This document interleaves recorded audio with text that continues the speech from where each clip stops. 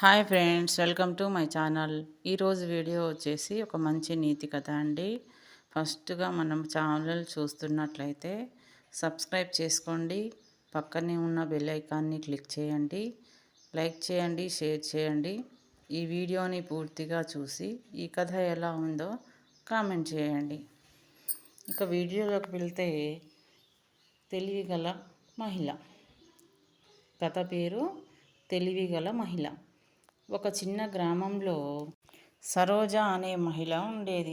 ఆమె చదువుకున్నది కాదు, కానీ ఎంతో తెలివిగా ఆలోచించి వ్యవహరించేది.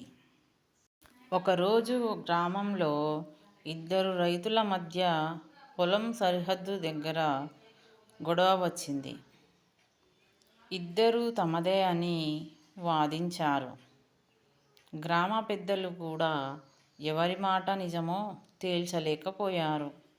సరోజ అక్కడికి వెళ్ళి ఇద్దరి మాటలు ఓపికగా విని తన తెలివితో ఒక పరిష్కారం చెప్పింది. ఆమె అంది, మీ ఇద్దరి పొలానికి మధ్యలో ఉన్న ఈ భూమిలో పంట వేసి దానిలో వచ్చే దిగుబడిని సమానంగా పంచుకోండి. ఎవరి కష్టం ఎక్కువగా ఉంటుందో వచ్చే ఏడాది భూమి ఆ రైతుకి చెందుతుంది. రైతులు ఆమె మాట విని అంగీకరించారు.